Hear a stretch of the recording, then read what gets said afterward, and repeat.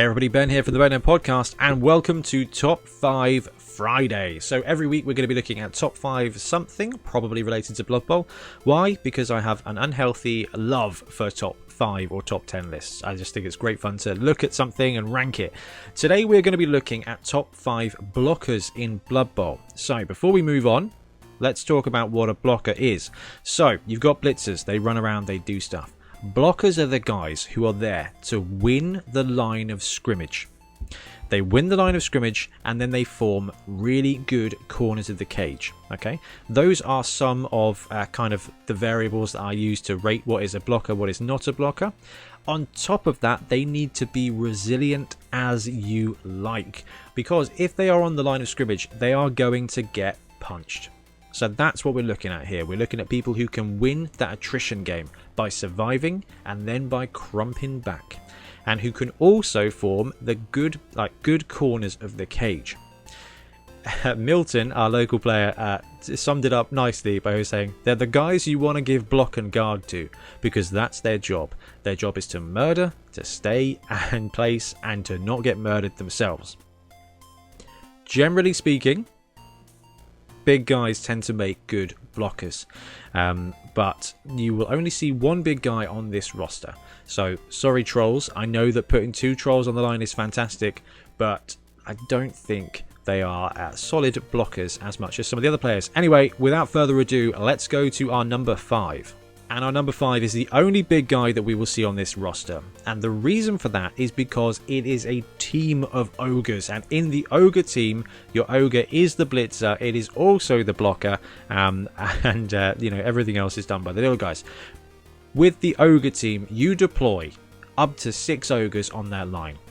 You just spread them wide. So you've got 3 or 4 ogres and you beat that team apart at the line of scrimmage, and then you slowly trundle forward. The ogres can then move into that formation of creating a heck of a cage, and that is what blockers are here to do.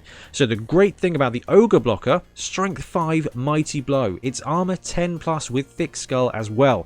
And let's not overlook the fact that Strength 5 is an incredibly good defensive skill in itself, because getting successful blocks against a line of Ogre blockers is very, very difficult. So for me, Ogre Team Blocker, the Ogre blockers from the Ogre Team come in 5th place.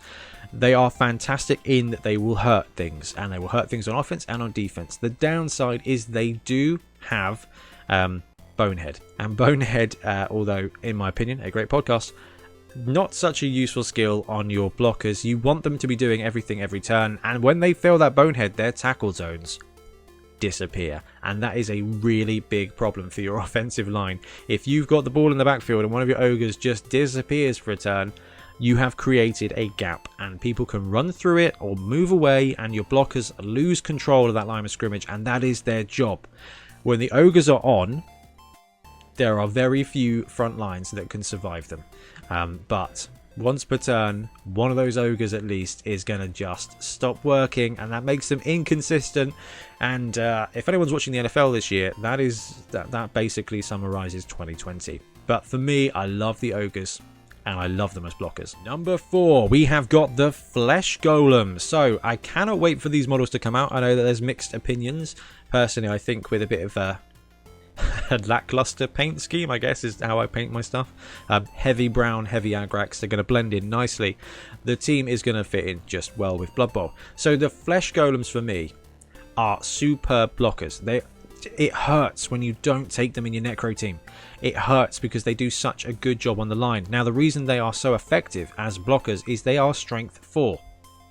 That seems like a bit of a gimme, but not only are they strength 4, they've got agility 4+, which is average for blockers, to be entirely honest with you. We saw that from the ogre, and we'll probably see that from the majority of our blockers on this list. They come with stand firm. So we talked about holding the line, and we talked about forming great corners to the cage, and the Flesh Golem with its movement 4, I think, yeah, movement 4, is reasonably slow, but wherever you deploy it, it is not going to move from. And that is so important, because even if the Flesh Golem goes down, Stand Firm is going to keep that one square on the corner protected, which means there's no push, there's no chain push, there's no way that it can be used to create another gap or create another opening to get in on the ball carrier. If it goes down in place. If it does go down, it's got Thick Skull, so realistically that boosts the opportunity for it to stay on the pitch. Going down in place is only useful if you're not then knocked out, so that's going to be massively helpful. And if it does get removed hard, it's got regeneration, so this blocker is going to be deployed on the line, it's going to be deployed on the sides of your cage, and it's there to be punched. It is going to get punched and it is going to survive a punching. Armor 10 plus, regeneration and Thick Skull is going to keep the Flesh Golem around for ages, and Stand Firm is going to mean that you can basically choose where it stays.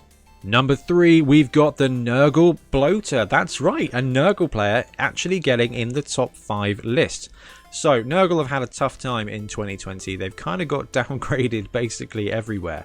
The costs mostly went down a little bit as well, which helps them. But the Bloaters here are superb as blockers. So movement 4, strength 4, agility 4 plus, passing 6 plus, they can actually pass. I wouldn't, but they can. Armor 10 plus. So these guys are chunk. You get 4 of them. If they are your front line, they are normally supported by a big guy as well, but even if they are not, they will be able to farm out those 2-die blocks, and this is just at the beginning with no skills. There are a lot of players you could say that about.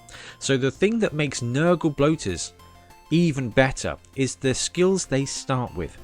So they're 115k, which is the same as the Necro.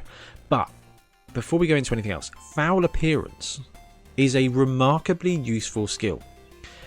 1 in 6 times when your opponent goes to block, they just won't be able to block, or they're going to cost them a reroll. If you've got 4 Nurgle Bloaters, they're probably going to get blocked 3 to 6 times, which means quite regularly, one block is just not going to happen. They are just going to switch off one of your opponent's activations once every 1 to 2 turns. The whole point of Blood Bowl is making your opponent roll more dice, making activations count. Just switching off one of those risky activations is huge, and this means that when you put these guys on the corner of a cage, which is what we said another great point of a blocker is, they go for that cheeky blitz on that corner of that cage and Foul Appearance. They've used their reroll, now they're making that 1 dice unprotected, and you could really pop them down. So on top of Foul Appearance, these guys have got Armor 10 plus and Regeneration, which we said was so useful for the Necro Boy. Regeneration means that if they do go down, there's a really good opportunity that they're just going to get back up and come on the pitch in the next drive, which means you can put them on the line. Strength 4, Armor 10 plus, Regeneration, and they're gonna be okay most of the time. Obviously there's always bad rolls, but generally speaking you can feel safe putting these guys on the line, and if they survive that first whack, you're gonna get 3 or 4 really good blocks back. And furthermore, they've got Plague Ridden, which means if they do kill a guy, you get a guy, gains a wound when it causes a wound. That's quite tasty, get some free rotters. But Disturbing Presence means that when these guys are doing nothing but standing in the way, 3 squares around is making the enemy, it's making your opponent's ball handling skills so much worse, and you're gonna have 4 of them. So there's a very good chance that if you just build these guys on offense, great sides of the cage. On defense, they are going to be able to push that line in, and if they can envelop around where the ball is, they are going to force turnovers, and that is really what you want from any player, let alone the ones you just want to murder with. Number 2, and we've got our weakest player on the list, but everybody hates the Dwarf Blocker. There's War Dancer. We should probably do top 5 most hated players, because I actually think the Dwarf Blocker is massively up there, and the reason it's massively up there is because it does its job so good, and it's only 70k. Weakest player on this list so far at strength 3, but it comes with block. So none of the other players that we've seen so far has block. Now, there's that whole balance between is a 2-die block better than a 1-die block with block, and how much block would a blocker block if a block could block blocks.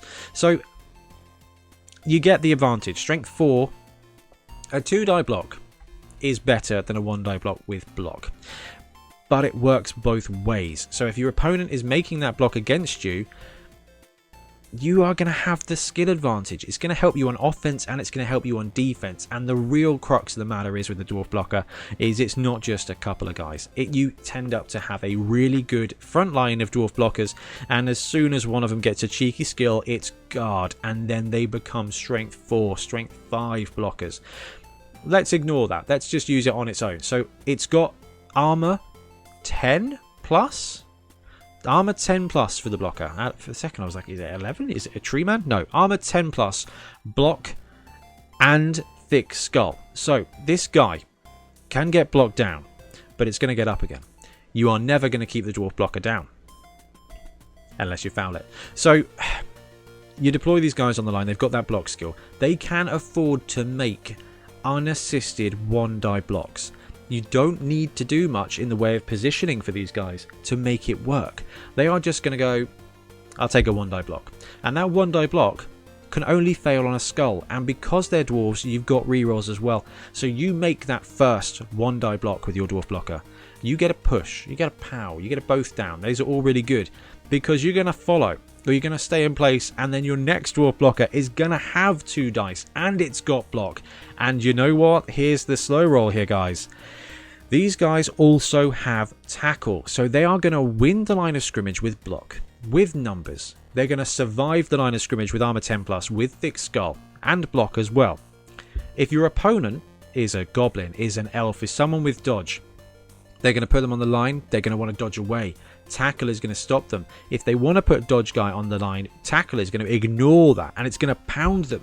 And what it does do is it means that when these guys form the corners of a cage as well, their movement 4, which is not going to be that fast, but if your opponent starts chucking people at the cage to slow it down, they're going to have profitable blocks, and eventually the agile players are going to come near the cage, and your Dwarf Blocker can then reasonably have a cheeky blitz using tackle. Now, tackle blitzes are something that most tournament teams have to buy into. They're like, right, I need a tackle piece. Let's use the blitzer to have a tackle piece. That gives me a good option at safety. You've got Dwarf Blockers here around that cage or on the line or off the line.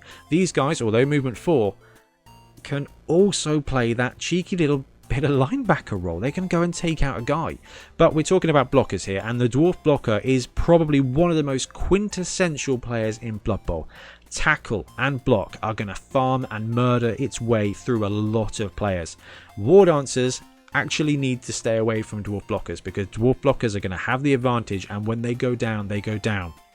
Guard, Mighty Blow, Dwarf Blockers get really great. And we talked about our blocker being the kind of player you want to give block and guard to. Well, if it already comes with block, you are one skill closer to just having superfluous skills and then Mighty Blow, because let me tell you, block, tackle, guard, Mighty Blow, you get a few of those players and that line of scrimmage is just your playground. Is the Blackhawk. I want to say Blackhawk Blocker, but it's not, but he is basically a blocker. Okay, so this may seem like favoritism or shiny new toy syndrome, but hear me out. Yes, he's not as resilient as those guys with regeneration. Those guys with thick skull, certainly not as resilient as the ogre. Doesn't start with block, but this guy, this player here, will absolutely dominate the line of scrimmage. And you know, dwarves can do it by ganging up and making blocks. The other guys can take an absolute beating and deliver it back. We've talked about the blocker being the kind of player that really wants to get block and guard. Well, this guy kind of starts with block, or at least pseudo block. So on defense, armor 10 and strength 4 means that blocking Blackhawks is going to be really difficult. And there's, generally speaking, always 6 of them. So on top of that, these guys, when they are blocking, that brawler massively comes into play. They basically always making 2 blocks, always blocking 2 dice, and they get to re-roll that both down, which basically makes it like a 2.5 die block, which is absolutely huge. So every game I've got in with the Blackhawks, I have absolutely had no problem controlling that line. Whether I'm on a cage, whether I'm on the line itself, I am winning that. These guys can take a beating because most teams of your opponent are going to be outnumbered for strength pieces, and they're going to have to work really hard to take out one of these Blackhawks. And then you've got more. Now, on top of that, okay, you got Brawler, which we've discussed, which is an incredibly useful skill. It is not as good as Block because it doesn't work on defense. They've got Strength 4. That kind of does work on defense. They are going to get, your opponent is going to get a decent block, but it might just be 1. So these guys, they've got Brawler, they get to re-roll that dice, which is kind of like a free roll. So they get both down. You re-roll one of them, it's probably going to be a push. And that's where the other skill that these guys start off with comes into play, which is Grab. So these guys are just making block after block after block, and they're not just using that strength to knocking down the opponent. They're not just using Brawler to knock down the opponent, but they can pass their victims around and in between them. So if you're blocking an elf, you're going to get good dice. If that elf doesn't go down, you position him in between 2 of your Blackhawks. That elf is not dodging out of there, and that just means that next turn you've trapped an elf or anybody on the line of scrimmage, and then you can do the whole thing again, and you can just absolutely tie up players and just murder them, and you will grind that attrition game. That's just on the front line. When it comes against big guys, so when I played these guys against, was it goblins, the trolls, it was easy enough for me to get 2 dice. It's just 2 assists. And you're using we'll come to that in a second, using Grab to position your enemy pieces around so they suffer to get good blocks, and you have, generally speaking, always got good blocks. And that's just on the line of scrimmage. When it comes to forming a cage, these guys are just as good because they get to use Brawler to re-roll that both down. And you can position exactly where you want that piece to go. So you can create a brilliant running lane. I had absolutely no problems at all moving my cage up the pitch. It's just block, grab, he goes over there. I don't even follow up. I move over. It just gave you so much control. It just made my opponents feel completely helpless. That's without any skills at all. And that's when I think the Blackhawk team is going to get really humming. So those of you who've watched, was it the last episode of the podcast where I talk about the Blackhawk team? And I kind of think that Mighty Blow is one of the better skills.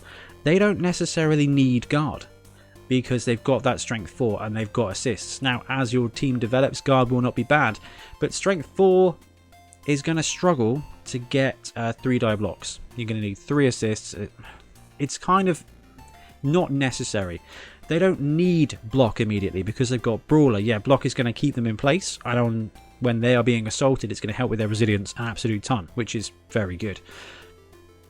You can skip both of those steps because they are almost already there and go straight for Mighty Blow. Now, there is a bunch of other skills, and we're not going to talk too much about what else you can chuck on the Blackhawk, but if these guys get Mighty Blow, Brawler is going to help. Brawler and Grab, you're going to get a good block. You're going to re-roll a failed result. You might get a POW. Grab, you're going to position your enemy piece exactly where you want them. Mighty Blow is going to help keep them down and keep them in place because they are out of action. So it's a really tough list. It's a bit contentious, and I'm sure there's going to be loads of you out there that disagree. There's some great mentions that we haven't come up across, you know, the trolls for the Goblin team. Mummies are great. I think they suffer when you are forming a cage with them. They get left behind. I know these guys are only movement 4 compared to the movement 3 of the Mummies, but Grab and Brawler is going to keep them working.